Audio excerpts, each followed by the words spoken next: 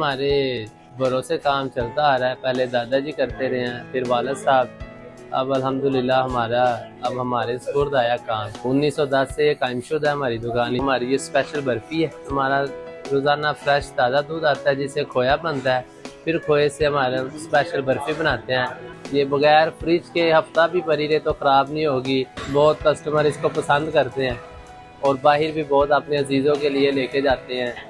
ईद होगी, वैसे कोई आया गया, जिन्होंने मुल्क पहुँच जाती है हमारी मिठाइयाँ सब हम देसी घी में बनाते हैं। क्वालिटी वाइज हमारी हर चीज़ अच्छी है। ईद की तैयारी में ज़्यादातर हम ज़्यादा क्वांटिटी में मिठाई रखते हैं।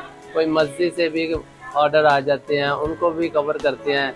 हमारी कोशिश होती है कि बर्फ़ी हमारी शॉर्ट ना हो, कि कहीं दूर से भी कस्टमर आए उसको बर्फ़ी मिले जो हमारी स्पेशल हो। मन 1.5 मन क्वांटिटी के हिसाब से यूज़ करते हैं कि इतनी हमारी परी रहे, कस्टमर आए तो जो भी आए वापस ना जाए, लेके जाए। मज़ा आया इस बर्फ़ी को खा के।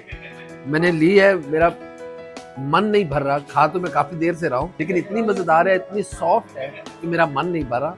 ये चाचे बस्से की बर्फ़ी का एक अपना टेस्ट है, एक अपना मज़ा है और बड़े दूर दूर से लोग आते हैं, यहाँ से लेके भी जाते हैं। मेरा ताल्लुक चूँकि खुशाब से है तो मैं ईद के मौके पर अपने बच्चों के लिए यकीनन ये लेके जाऊँगा। कोई 25 ईयर्स तो हो गए मुझे खाते हुए। तो उससे पहले हमारे वालिद साहब, हमारे दादा, इनके बुज़ुर्ग जो थे वो भी इनसे खा रहे थे और वो स्टैंडर्ड चेंज नहीं हुआ।